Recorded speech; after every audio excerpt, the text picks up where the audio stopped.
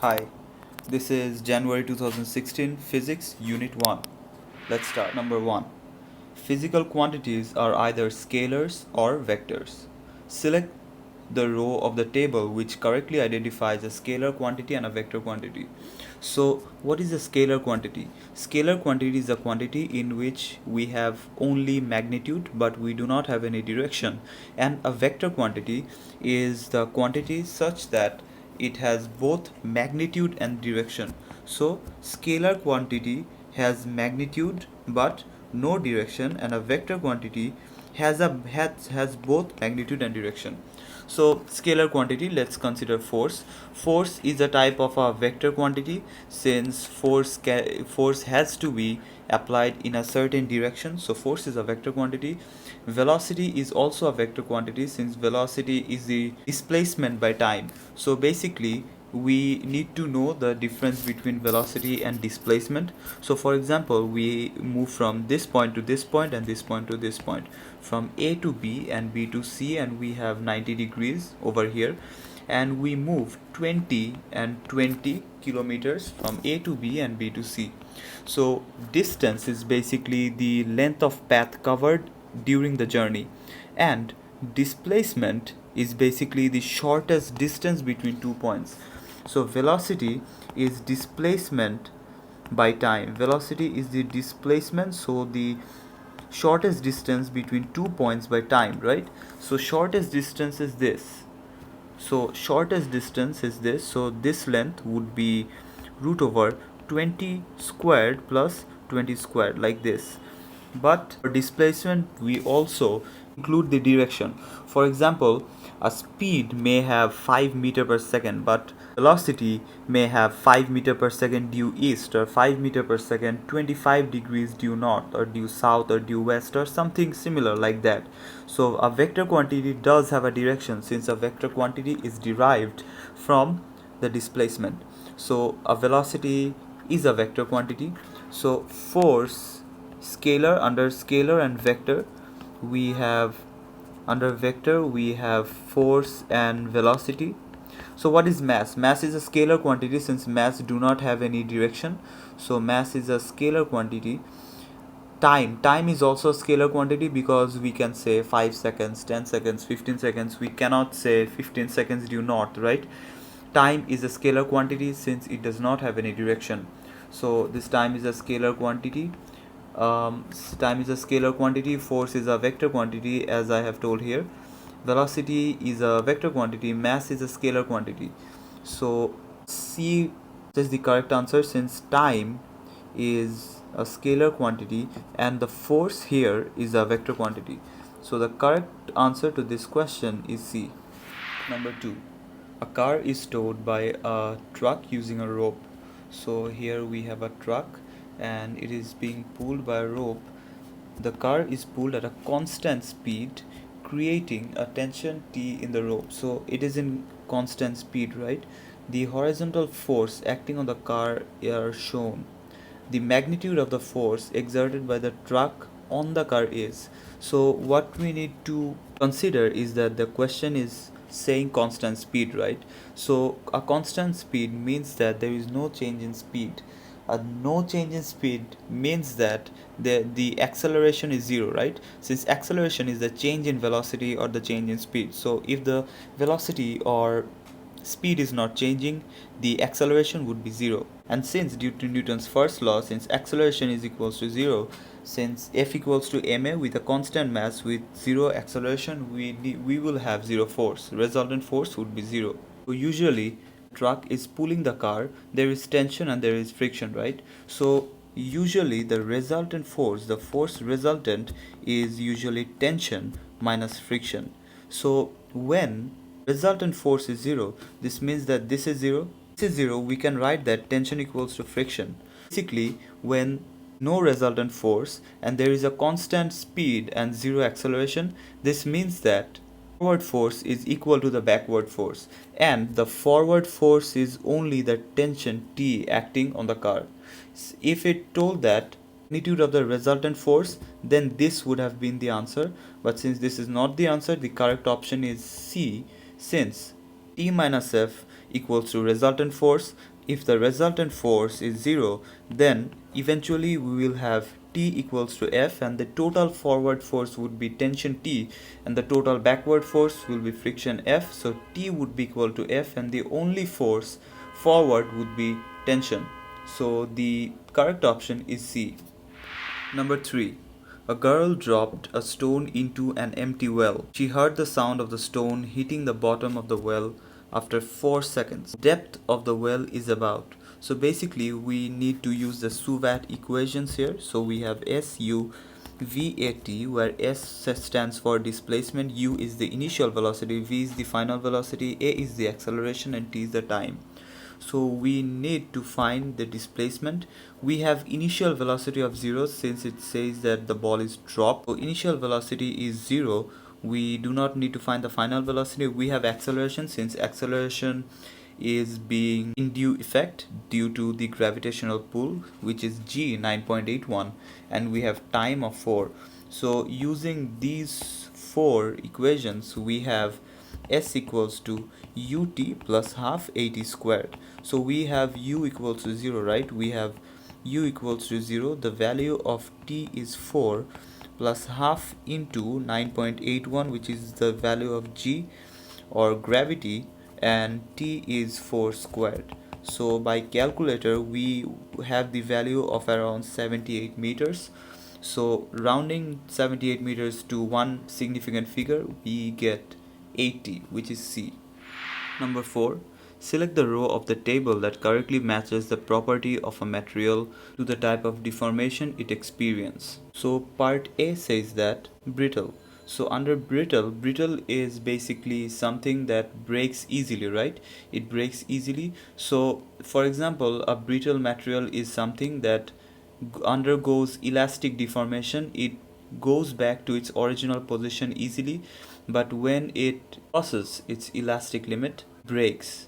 So it does not undergo plastic deformation at the point when we exert a force. Certain point, after force is exerted until the elastic limit, it breaks. So it does not undergo any plastic deformation but undergoes an elastic deformation. So malleable is something that has property to be able to change its shape. Compressive force is applied. Malleable is something that does not break easily, right? It undergoes both elastic deformation and plastic deformation. So in case of malleable, both of them should have been yes, and in case of brittle, first one should have been yes, and the second one, the plastic deformation, should have been no. So the only answer which matches with the question is B. Number 5. The gravitational field strength on Jupiter is 2.6 times greater than the gravitational field strength on the Earth. So it's 2.6 times greater, right? So the gravitational field strength on the Earth is 9.81 Newton per meter. So 2.6 times this is on Earth. So the gravitational field strength on Jupiter would be 9.81 into 2.6. So 9.81 into 2.6 is on Jupiter. So on Jupiter the gravitational field strength is 25.506 Newton per meter.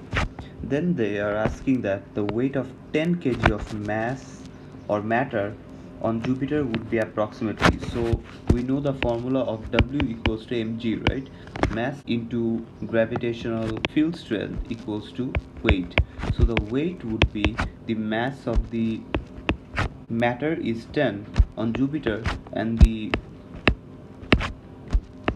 gravitational field strength is 25.506.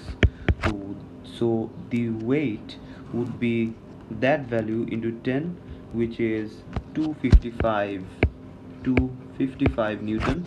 So 255 Newton can be rounded to 260 Newton. So the answer to number 5 is D. Number 6. A spring of length 5 centimeters. So the length of the spring is 5 centimeter. Is suspended from a rotor stand. A mass of 0.030 kg is added. The length of the spring doubles. So the initial length would be 5 centimeter, right? So when it is added, it doubles, so it becomes 10 centimeter. So the thing is, this is 5 centimeter and this is 5 centimeter, so the extension actually is 5 centimeter, right? So the energy stored in the stretched spring can be calculated using, so basically the energy in the spring is basically the area under the graph of a force extension graph, right? Area under a force extension graph like this, we have force here, and if we have del x extension here, then this there would be a straight line, right? There would be a straight line, and the straight line should be passing through the origin. And for example, if we have this force of F1 and extension del x1, then the area under the graph would be half into F1 into del x1, right? Half into force into extension, so half into force, which is the weight 0.030, W equals to mg, so 0.030, which is the mass, and gravity is 9.81, into the extension is this much, 5 centimeter, so 5 into 10 to the power minus 2, 5 into 10 to the power minus 2 is 0.050. So from all these options, option D matches with the one I have written here. So for number 6, the answer is D.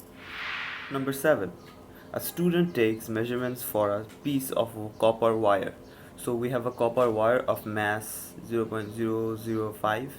The length is 3.36. The diameter is 0.00046. So the diameter is written to two significant figures. The length is written to two significant figures, two decimal places or three significant figures, and the mass is written to 5 decimal places. So this is the calculated value on the calculator, so we have to write in one form. From these four options, the answer should be in one form. So the thing is, when we write any answer, we have to write it in a standard form.